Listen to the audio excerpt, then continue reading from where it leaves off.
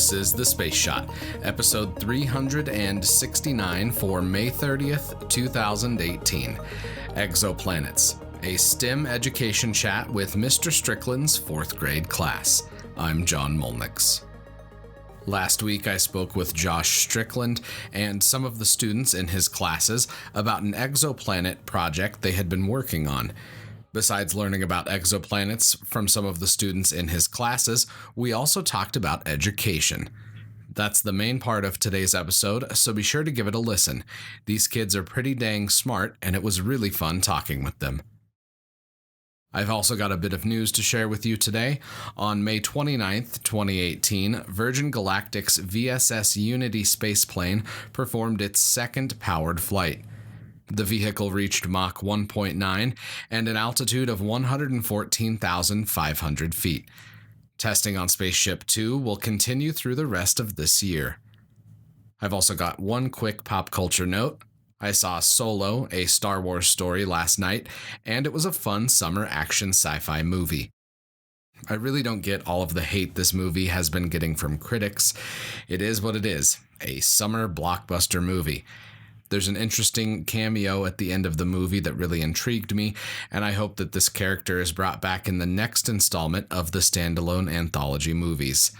Also, the Kessel Run is visually spectacular, and I won't say anything else about it, but go see it.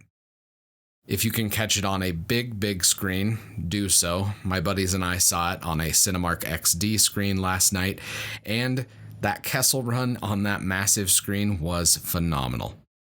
Now, let's check in with Mr. Strickland and some of his students at Harlow Elementary. And I'll go ahead and introduce them to you if that's okay. Sure, yeah, go ahead. So we have Maimona. Hi. Jasmine. Hello. And Karis. Hi. And these are 4th graders at Harlow Elementary. How are all of you doing today? Good. Thank you all for taking the time to talk with me today. I really appreciate it. Of course. We're honored. It's an exciting thing. Exactly. This is the first time I've been able to talk to a class before, so I'm really excited to have all of you on here. So your teacher, Mr. Strickland, was talking to me about how you all have been learning about Kepler and the exoplanets that are in that system. Who wants to start it off and tell me a little bit about what you've been learning about? Well, I think Maimona may be the best one to start.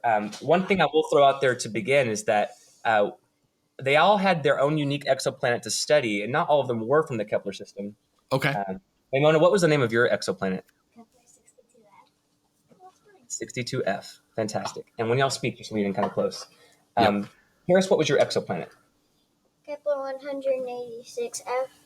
Awesome. And Jasmine, what was yours? Kepler 62F. Oh, so I guess by luck of the draw, we do have 3 Keplers, but other ones included Wolf 1061C. I know we had Proxima Centauri B. We had a few other exoplanets that were studied, but thankfully all the ones today are different Kepler ones. No worries. I think you guys are going to be the experts on these even more so than I am, so it'll be good to hear from all of you. So talk to me a little bit about the project. What inspired you to learn about these exoplanets? And what inspired you to teach about these exoplanets, I guess, more specifically? Well, all year long, they know that my classroom is more of a space focus. My bulletin board outside says, let's put footprints on Mars. And I've got planets hanging from the ceiling. So it's just a passion of mine. I have no experience in the industry, but I feel like something that's very practical in their lifetimes. And I know you mentioned this in an email to me, but they're going to grow up in an age where we're sending humans to other parts of the solar system, back to the moon, to Mars. And I tell you girls and our students this all the time. This is going to be a part of you growing up in high school and choosing, a college. And I try to encourage them to pursue those kinds of things, those degrees, those jobs outside of school as much as possible. And tell me if I'm wrong, but y'all are excited about this stuff, right? Yeah. It's pretty incredible. I mean, we're entering a time where the technology is finally catching up with a lot of the things we've been hoping we would see for a while. I mean, we're still a couple decades away from being able to directly, see what's on these exoplanets, but it's an incredible time nonetheless. Did you guys watch the launch of the TESS satellite? Yes. What? No. No, that's all right. What did you for those who watched it? What did you think about it? I thought it was cool to see how it launched. The Falcons are pretty awesome rockets to watch lift off. So that mission's a little bit different than Kepler and than some of the other exoplanets that you've studied. So who wants to tell me a little bit more about their particular exoplanet? It was a few weeks ago. Mimona, why don't you share a little bit about yours first? Okay. Kepler 62F. It was in the habitable zone, but it was also a super Earth. And a super Earth, what do you mean by that? It means it's like extra large. All right. Do you remember how much bigger it was? I think we have that. Because that's one I haven't heard about. I remember hearing about 186F, but this other one, that's the one that I haven't heard as much about, I guess. We're looking for it. We remembered that. No worries. Written down. We also, I know she can tell you a little bit about its orbit. Yeah, that'd be cool. I was just going to say, there's lots of different Earth-sized worlds and super Earth-sized worlds as well. Do you remember what it's called when those planets orbit in a potentially, in a zone where life could potentially exist? Yeah, why don't y'all help her out? What's it called? Goldilocks zone? Yes. Why do they call it that? Because it's able to have life on it. Yep. Like Earth. So, Karis, what do you call it? A habitable zone. Mm-hmm. Which means it's what? It's where the planet could sustain life. That's fantastic. Mimona, why don't you share a few of the characteristics about Kepler 62F? I know you've got a few over there that you've written down on your project. Kepler 62F orbits its sun every 265 days, and scientists might predict that this exoplanet is covered mostly with water. Wow. So it's an ocean world. Interesting. That's really cool. What was your favorite part about learning about that exoplanet? That land could have, there was some land on it, but it wasn't like brown and green like the grass in the ground. That's really interesting. Thinking about the artist's impressions? Yeah. I think that was one of the things that inspired all of us the most. We're looking at some of these artistic impressions of what they might look like. Yeah, and that's the thing. Those really help spur the imagination, and a lot of them they try to base those off of what they know about the planet. So they try to make those as scientifically accurate as possible too, which I think is really, really intriguing. So who's next? Karis, you want to go? We'll let you go next, Karis. Yeah. Just remember, you just act like he's another Mr. Strickland. Just talk normal. Why don't you tell us about your exoplanet, 186F? Kepler 186F is in the habitable zone like Kepler 62F. Very cool. What's special about your exoplanet? Kepler 186F is 1.5 times bigger than Earth. Wow, that's pretty cool. And you said you made a 3D model of that one, right? Right.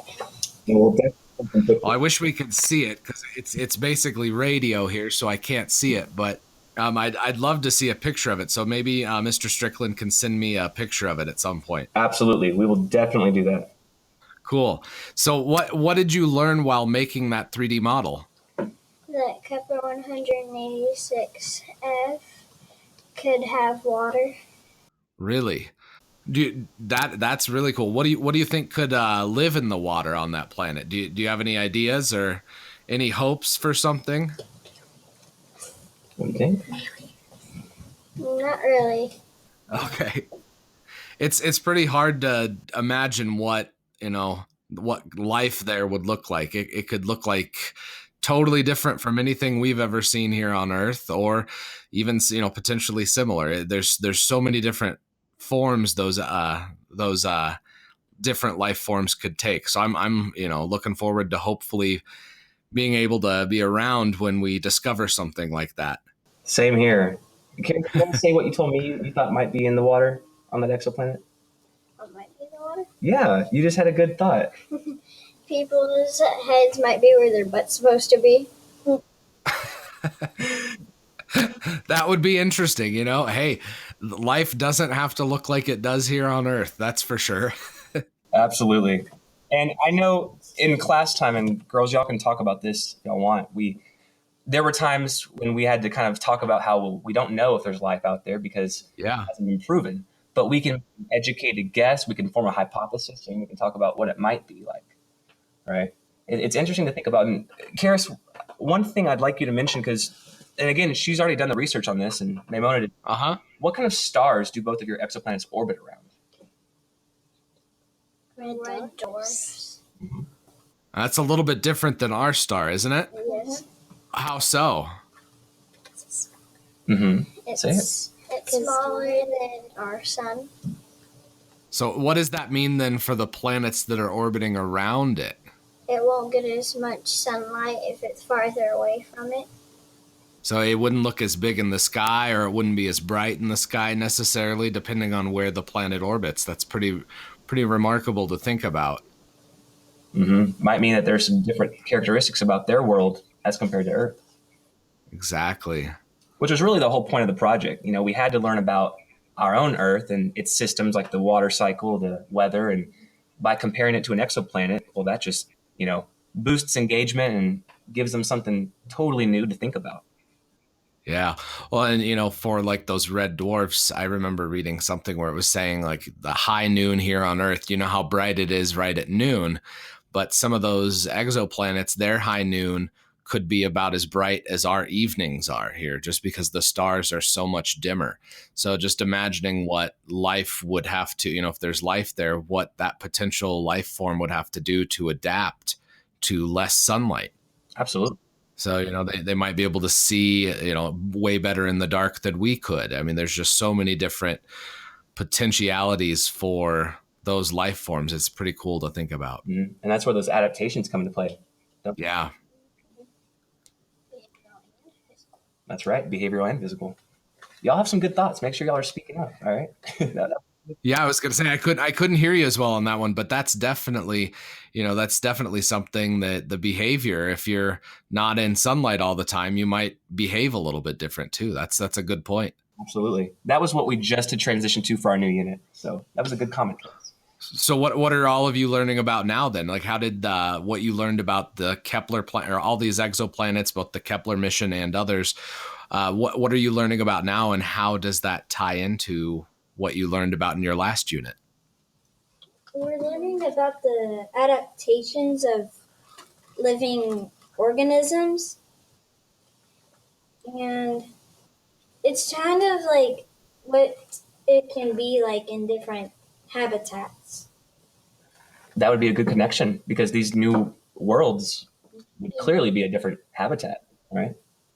For sure. Well, and it's not just the worlds and other solar systems either. Here, humans, when they're up in space for a long time, our bodies change in microgravity as well. I just interviewed the author of a book on the Skylab missions. And when I was reading that book, it was talking about how the astronauts had to adapt to being about 2+ inches taller when they were on the space station. So their bodies changed, just in the span of a couple weeks. So they returned back to normal. So they became a little bit shorter again when they landed on Earth. But your body adapts to microgravity, to different levels of gravity. So it'll be interesting to see how humans are able to handle those adaptations as we go to the moon and to Mars. So it's a cool thing that all of you are learning about right now. Yeah, absolutely. Jasmine, why don't you share about your exoplanet real quick? My exoplanet is called Kepler 62F. And one thing that I thought was cool is that it doesn't really have seasons, but the year it's divided into two. So the first half of the year, it's hot and warm, and the second is cold. Do you remember why that is? Because of its tilted axis. That's pretty remarkable. Just the number of different planets that all of you have been able to study. I bet that none of them were alike. No, they all had very unique characteristics. And I don't know if 62F was like this, but one of them was tidally locked where Mm-hmm. one half of the planet was nighttime always, and one half was daytime always. That would make for one toasty side of the planet, that's for sure. Absolutely. What were some other things about it? The sun was smaller than our sun, and it's 69% of our sun. So 69% as massive as our sun. Yes. Interesting. So what does that mean then for the habitable zone for those planets? That means that the atmosphere might be a little different than ours. Okay. So when a star's a little bit smaller, how does that affect the orbits of the planets then? What do the planets have to orbit at in order to be in that Goldilocks zone? It might be a little quicker. Okay, so they're moving around faster. That's interesting. Do you know how that helps the Kepler mission? No, not really. No worries. That was a little bit trickier question. When they orbit around faster, it transits in front of the star a little bit quicker. So instead of, transiting once a year like Earth does, it would be, 130 days or 150 days. So we can see it pass in front of that sun or that other star more quickly. So that allows us to make more observations on it. And if they were doing it on a monitor, there'd be a huge dip when the planet went in front of the star. Exactly. Because that star's brightness would dip when the planet goes in front of it. That's exactly it. We learned about that, but it wasn't a primary focus of the project. So okay. It was pretty cool. That's a concept, honestly, that I feel even younger grades could have grasped. I mean, these players, they got it. Because you could demonstrate that with a flashlight. But exactly. It's really cool how these topics can, fit in elementary school so well. Oh, yeah. Well, and just being able to start out students at a young age learning about all of these missions is just incredible. I mean, when I was in elementary school, I don't think we had any confirmed exoplanets. Wow. I'm dating myself a little bit here on this one, but it was, back during the shuttle program. And right. I remember growing up with all of those missions, but it was in the mid-90s that they actually announced the discovery of the first exoplanet. So I was definitely, I think, a little bit older than fourth grade, unfortunately. So right. It's one of the things of our generation now that's coming up. Yeah. It's a great time to be an educator, I'll tell you that. It is. Well, and just all of the different resources that you have that you can share with your students is just remarkable. I mean, being able to engage them on so many levels with real science, and that just is astonishing to me. So, absolutely. John, I'm sure you have some other questions, but before we move on to Jasmine's exoplanet project, could you talk about what you did with the different soil samples and your prediction? Her particular group took a different approach to this project and model that they built, and I'd love for you to share kind of what you did and what your thoughts are. We thought that Kepler 62F would be more rocky than Earth. Okay. And so we put some rocks in a jar for our experiment. Interesting. What did you do the experiment on? The ground of Kepler 62F and Earth. So it was more of they built a model to describe the differences. I wouldn't quite say an experiment, but why don't you describe kind of the layers? Talk about how you use your research to form that as compared to the soil sample. We thought that the bottom layer for Kepler 62F would be more rocky with tiny little more rocks, and the topsoil would be, well, not the topsoil, but the upper would be more bigger rocks. That would be cool to see if you're right. I would love to travel there and find out myself. I think it's a little bit far away for all of us, unfortunately. Absolutely. Mr. Strickland, what are some of the resources that you use for your students in the classroom? So we're not a one-to-one campus, which means we don't have a device for each student, but we definitely get them on a device when possible to do their own research. Pretty early on, we had them doing research just as a, let's see what kind of websites we can find that talk about these exoplanets. I eventually compiled a list of them, but the very first time we introduced this topic to them, they all got on devices and were just searching and searching. to see what they could find, whether it made a more higher academic article or not. Just getting them exposed to it and the practice of researching was a huge point for me in this project. Yeah. We're partnered up in groups. Maimona and Jasmine were in different classes, even though they both had the same exoplanet. Okay. That group element is key, though, because we would watch some videos, and this is another resource I would say I leaned on, videos of other scientists that have studied these. I know we watched one video that talked about the James Webb Telescope, and there was a lady scientist who was one of the leads on this, and having them watch these videos really helped it to make more sense. Because I can talk about this all day, but yeah, they see a 3D simulation of tests being launched, which I know I showed y'all. It doesn't quite make sense. So I know videos were a big part of it. You know, we were able to reach out to Dr. Swain at NASA JPL, forming that real life connection, having that video call. That was a huge plus.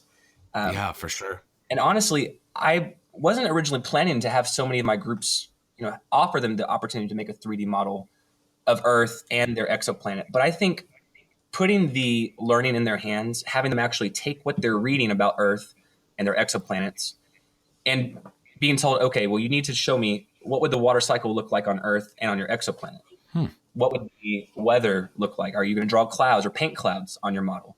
Giving them that opportunity to think, you know, in a 3D hands-on way really, I would say, transformed their learning. Well, it's a great visual way to compare two planets. So I think that's a fantastic way to do that. Absolutely. And for any educators out there listening, I would also recommend STEM Scopes. It's kind of one of our behind the scenes resources that helps us teachers to navigate the science standards. And they offer great hands-on ways to integrate STEM, which is science, tech, engineering, and math, as well as other learning checks and reading passages throughout the way. I would say STEM Scopes helped me to integrate reading and language arts into this project more so than I had previously thought, because they had to write, they had to read. But this is a science and writing classroom, so it was mainly the science, but to integrate those things really, I would say, helped it to stand out as a good project. For sure. And that's, you know, being able to write well and being able to communicate those ideas both verbally and in a written form is really important. So it's a great skill to be developing when you're in elementary school. So everybody keep writing. Absolutely. Yeah, I heard it from him. What was it you were going to say, Manuel? We are taller in space because there's no gravity in space to hold our bones together. Yeah, you get a little bit stretched out up there. It's pretty crazy. The space suits can fit differently. Their clothes fit a little bit differently once they're up in space for a while. It'd make me even a little bit taller. I know I'd have to buy some new pants if I was to go up there because they just would be a little bit too short for me. Absolutely. So what do all of you want to do then for the, you know, with what you've learned for this, does it make you want to go into a field in space or in science? Yes. It would make me want to. Well, talk more about that. What do you mean? And you don't have to say yes. I tell you, yeah, that's okay. Y'all can do anything y'all want in life, but why don't y'all share kind of what you're thinking? Well, I thought that maybe I could be one of the people who could discover an exoplanet. I think that's definitely possible. I think I could be one of the people that can go to an exoplanet. I would love to do that as well. That'd be very cool. You've had a thought before. It doesn't have to be space related. What kind of Yeah, that's okay. Yeah. in the future? Being a vet. Being a veterinarian? My grandpa was a veterinarian. That's pretty cool. He helped dogs and cats, and he even did some farm animal practice when he started out. So he was a veterinarian for a long, long time. He even taught over in Holland. He taught in New York. So he taught and practiced around the country, which is pretty cool. So if you want to be a veterinarian, it's an awesome job. That's great. I think you can definitely do that, Karis. I mean, all of y'all. This is just one example of y'all working together as a team, which you do in any job in life, for the most part. You know, collaborating, doing research, writing down what you've discovered and learned. That's part of everything. Well, and even if you're working by yourself, I mean, a lot of these podcasts I do on my own, but Mr. Strickland and I, we've been working now for a couple weeks to pull this together for today. So even if you're working alone, being able to work as part of a team is important. Absolutely. And I can honestly say that I've used both the Space Shot and other space podcasts to help prepare me as a teacher to teach about these things. I mean, I didn't just learn this by watching a YouTube video. It's taken a long time, and it's my passion, but podcasts are a great way to learn about new things. Definitely. I would say my other resources. I'm glad I have a little bit of a commute, because that half hour each day means I get to learn about something new that I wouldn't have otherwise had time to learn about. So absolutely. Well, Mr. Strickland, I don't have any other questions. Does anyone have questions for me? Anything goes. You can't think of anything? Have you ever been anything else before you've been broadcasting like a scientist? So that's a good question. In another lifetime, I was actually a professional bench jeweler for about 13 years. So I made jewelry, I fixed it, I did all sorts of soldering and all that fun stuff. So I'm kind of hoping I can start to do more technical things in the future just for fun. So whether it's fun little robotic projects or something else, I think I've got more than enough experience for soldering things together. So that's very cool. But yeah, this has been something I've always been interested in, though. So it's been a passion project for me for a while, and eventually it'll turn into something in the space industry. So you can literally, and that's the thing, if you get tied into a career and you're not happy with it, you can always change. You don't have to be what you graduate from school for the rest of your life. You can be anything. That's so true. I did not go to school to become a teacher. Didn't major in it, but it's always been my passion. So that's just another example. Whatever you do in life, you can form your own path. Exactly. Any other questions or comments? Anything you want? Yeah, definitely. Yeah. Anything that you wanted to talk about that you might have missed? I'll say something that I hopefully will prompt y'all. What do y'all think this means for the rest of our campus or our district? I mean, I've told y'all all along that I don't want us to just learn the same old stuff we've always learned. What do you think this means for you as you go on to other grades or for other students in our school that might go through my class in the future? I mean, what do you think about how things look at Harlow? They look better than the other schools because they don't learn like other things, so they can know things that are on higher level. They can prepare them. Prepare them for what? For like other grades, because you've been teaching us stuff that we might do in fifth grade. Mm-hmm. I try to mention that. Yeah. It's also to prepare us for when we're adults. Yeah, absolutely. And would y'all say this is something that we should try to bring to other campuses, other places within Anna ISD? Yes, I do.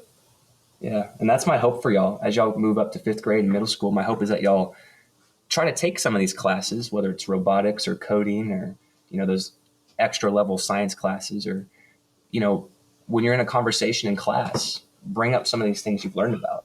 We can have these discussions and we can take our learning to the next level by thinking back to these other connections that we've made in the past.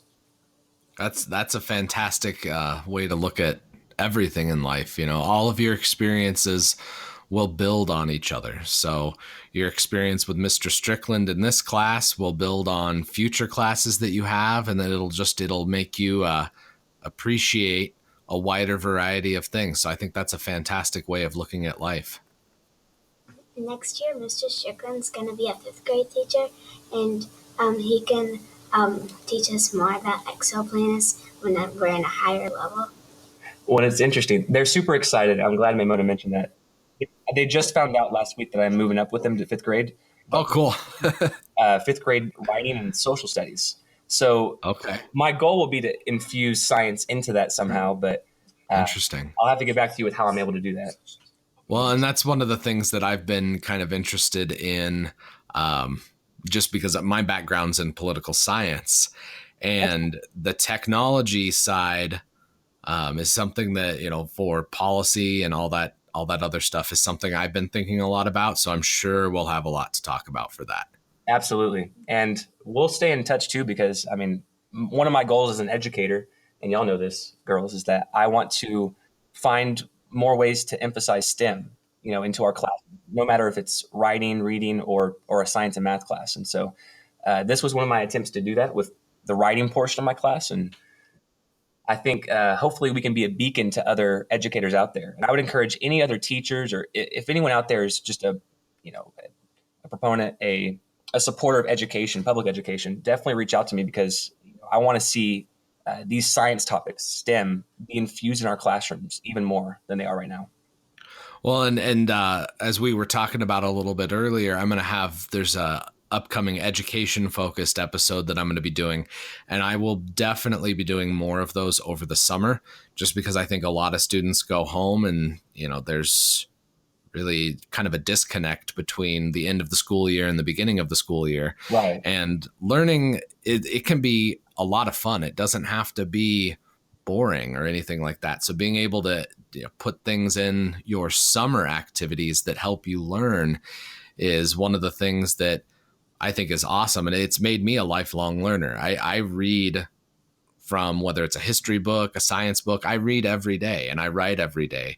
And I try to make it fun. So, as students, I would challenge all of you to try to, read every day this summer, to write a little bit every day, to learn something new, whether it's science or history or just, reading fiction for fun.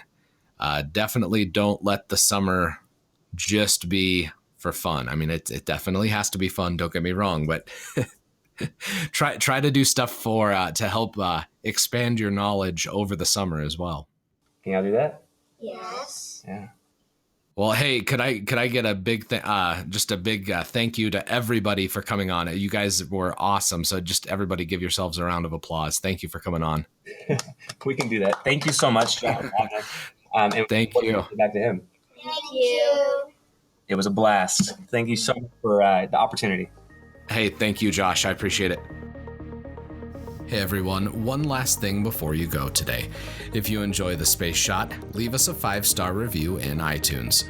Reviews help more people find the show, which helps us reach even more listeners.